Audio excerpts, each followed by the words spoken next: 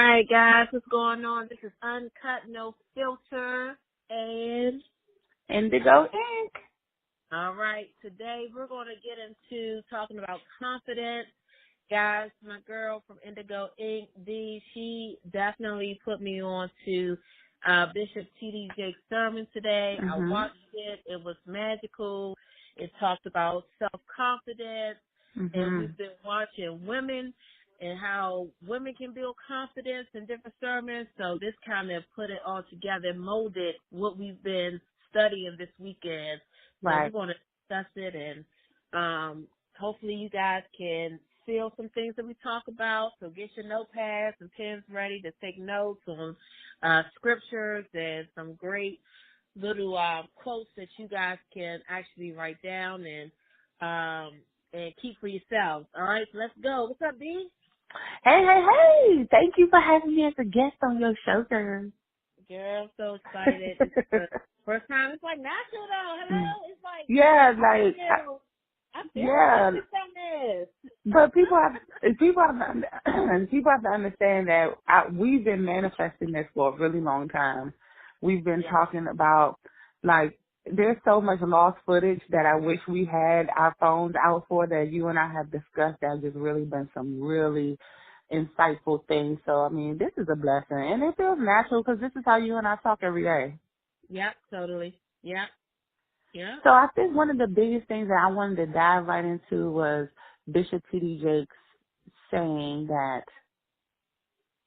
when he referred to his mom and how he was helping all these people heal, and he was going to church and he was preaching at the church and he was healing one person that he Mhm. could not heal and he could not save was his mother, and Yeah. it made him feel a certain kind of way with God Mhm. and just trying to still go to work and go to church and still preach a word, but yet the one person he wanted to save was dying. I thought that was Yeah. big. And I like how he would say, people would say, oh, this gonna be give you more blessings, you're gonna get even more coming your way. And he's like, even more like what? Even more blessings Right. like what? Get my Right. mom back. My mom I'm gonna have two moms. I love when Yeah. he said that, because sometimes, and I felt him, because sometimes in moments where people are grieving, we want to say the right words and Yeah. make them Yeah. feel better, and it's natural. We can't, we can have Yeah. all the empathy or sympathy in the world, but at the same moment, that at the same time, that's their moment. And, Mhm. if I feel as though, when a person is grieving, just say I'm here. That's it. That's Just all say you can I'm here. say. Yeah. It's Cause like, sometimes you can't even say anything. Sometimes you just have to yeah. be your presence. Just Yep. a hug, It is. a kiss Yeah. on the cheek. Just that's it. Yep. You Yep. sometimes you'll never know the right things to say. You know what I Yeah. mean? You just won't. And a perfect example is today. Today was my parents' 47th anniversary. My father's been gone Mm. for some time now, and like I saw my mom, and my mom was like looking down. I was like, "What's wrong?" And she was like, "Today's the anniversary." She was like, "Oh man, it is the 24th," And at that moment, nothing I could say can, Mm-mm. bring my dad back, or, at that moment put a smile on her face, because she was in her grieving moment. So, Yeah. I try to say a little joke, let me give you some ice cream. Ice cream make everybody feel, but none of that stuff, Yeah. Yeah. helped at all, So I just gave her a kiss on the forehead and gave her that moment to know I'm here. If you want to talk, we could talk.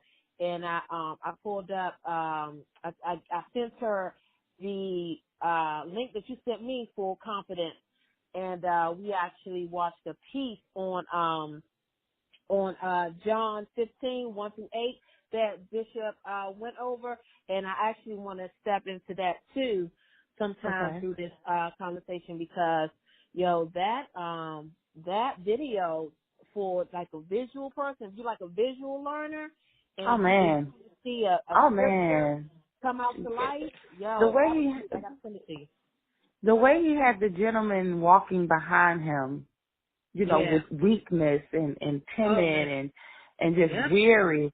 That's how Yeah. it feels, though. Yeah. When you don't see this, like I want everybody who's listening to understand something. Like, you know, we are two women who have entered a stage of sobriety. We've left a lifestyle behind that is so different from the lifestyle that we live now. And, Yeah. you know, it goes to show you how you follow behind God, even when you can't even really walk. All you can do is crawl, but you're still following. You're still leaning in on His word. You're Yeah. still trying to find your best way to trust Him, even when you don't even understand Him. You don't even Yeah. understand what God got in store for you, but you're trying to find that trust. But it's hard sometimes because you're just like, what are you trying to show me? What are you trying to teach me? But as long as you don't give up. I think that's the big, just don't give up. Yeah, that's what he was saying. When you can prove to me, as far as like being the voice of God, he said, you know, when you can prove to me, when you can show me that That's you right. are That you can praising me, still follow me. That's then right.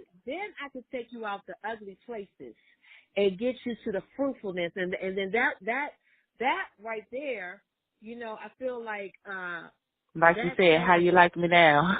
yeah, that saying right there, it shook me because, you know, we're so busy getting fruit. We're so busy trying to get fruit. We're so busy trying to get the next big promotion, the next big house, the next big Mhm. car, the next big, you know, degree. We're so busy trying to get the fruit when we're not even trying to feed the vine. And that's where we Mhm. messed up at, because we're not supposed to and that's where John 15:8 come in at. We're not supposed to focus on the fruit at all. Our Right. focus is on the vine. The vine itself is Christ. And focusing on Christ is focusing on the relationship that we have with Christ. So Mhm. for people out here that say, "Oh, I don't have to have no relationship with God. God knows my heart," that's a lie. That's a lie. It's in the Bible. John 15:8 discusses why we're supposed to have a relationship with Jesus Christ, with God, in order to receive any fruit that we're getting. So, you know, if anybody confused on, you know, oh, I don't have to have no relationship with God, He know my heart. It's in John 15:8. It's in John 15, actually 1 through 15, if you want to be specific to know the whole story behind why we're supposed to have a relationship with Christ. And, you know, I'm a big believer I in, yeah, I can't I'm a even big, understand why somebody would even say they don't have a relationship with God, but He knows their heart. What does He know? If you don't right. even have a relationship with Him, what exactly does He Mo- know? mo- Most people use that as an excuse. Yeah, Most people that's use that excuse crazy. so they can That's still sue crazy. them. Yeah, so they can straddle the fence. More than likely, if a person says that, then they're, one, nervous to give themselves fully to Christ. Two, Yeah. they may not feel deserving. Now, that's another conversation. That's a whole different podcast that we will have. You But know, for those. you know for me, you know some of my circumstances, you know that I thought I was entering into a marriage with someone who I didn't have a spiritual connection with. And I'm not saying that this person doesn't believe in God. I'm not saying that because I'm sure that this person believes in God. However, Mhm. we never praised and worshiped together. And that's big for Mhm. me. You know, Yeah. when it comes to marriage and a man who is going to lead our household, I need to know that you're being led by God. Some Yeah. kind of way. I need to hear you praying. You need to tell me that you pray. I need to hear you say God's name out your mouth. Everything is, God is way bigger than we are. You cannot do Yeah. it by yourself. So if you're not getting it from God, you're not getting it from your source, how are you going to give it to me? Because what do you get? You know, you're not getting anything. You're just going with yourself. I need something bigger than you. We all dust. I need to know Mhm. that you are going to go to someone higher Yeah. and seek your wisdom from the source, from the creator. And then you Definitely. bring it into the household. And that's that part of being equally yoked. Because if you're not equally yoked, then your house will be divided. And when you get married, when you find that significant other, that's when you're supposed to have one. You become one. But if you're not equally yoked, then you're gonna be divided, and Yeah. that will allow the enemy to play. And that's what you don't want. Definitely. Most No, yeah. definitely. Yeah. It's like making a Yeah. cake. If you use too Mhm. many eggs or too much milk, the whole thing Yeah. is shattered. But you have just Yep. enough of the right ingredients, it's going to be amazing. Yep. And I think with women, us and self-confidence, I think in order for us to even have self-confidence, we must have self-awareness that Mhm. confidence is even in us. Because if we Mhm. don't have that, we're not confident Yep. about anything. If we don't, Yep. you can't be confident about something that you don't stand 100% behind. So if you don't stand 100% behind yourself and you don't have that self-awareness to know how amazing you are, you'll never have self-confidence. You will always think that you're less than, and you will always attract people who are going to treat you like you're less than, because that's Yep. how you treat yourself. Mhm. Yes. That's deep to me. Realizing your worth is Yeah. probably the number one most important thing, I think, with me and where I am in my stage is realizing my worth. Yeah. And you know what? If I'm to be honest, I'm still on a battle with that, D. Of You know, I course, yeah, know, man. yeah, I know I'm a queen. I know, that's Mhm. a smart chick. But when it comes to dating, I think that's the reason why I'm nervous to date, because Yeah. because when I stand the olive branch to actually give it a chance, I got my heart broken again. Thank God it Yeah. wasn't for a long period of time, but I still Yeah. had my ears and eyes kind of shielded instead of having them, my shields open. And that's the bad part.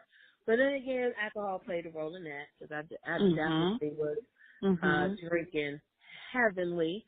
Mhm. Ecstasy. That's another conversation. How alcohol controls the mind, man. That's a whole. But you, Matter of fact, I'm about to write that bad boy down. Alcohol has controls the mind. I'm gonna start researching that now, ladies I'm and telling gentlemen. you So you guys can that. get woke out here in these squeaks. I'm telling you, And man. that and I'm gonna tell you what in my version sometimes of being woke mean, and I feel like my biggest problem in dating for me, my biggest problem was that thinking that everyone I met was the one. That So was my every first. dude that I was meeting, every dude that I was dating, I I was always already made him the fantasizing. one. Yeah, I was already Yes. fantasizing what I was going to I look was like. already The fantasizing our house. wedding. Yep, I was already Yeah. fantasizing our wedding. I was already So, fantasizing that this is the one. I'm done dating. I found the one. He's going to treat me amazing. This is my love story. This is happily ever after, the end. I yeah. gave people too much too soon. Mhm. Too much too soon. Instead of actually dating them and getting to know them before feelings got Mhm. attached. I literally dated my ex for a month and Mhm. entered a relationship with him.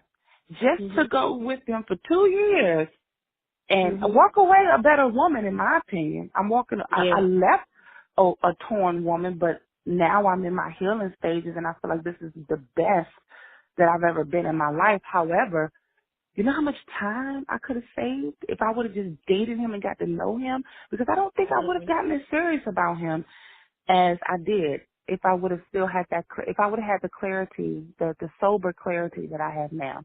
I don't think I Yep. would have dated him. I don't even think I would have been that interested in him enough Yeah. to go that far with him, if that makes any sense. Oh yeah. No, I agree with you. I'm on the same boat. I feel as though to be honest, Steve, there is not one X, maybe one X.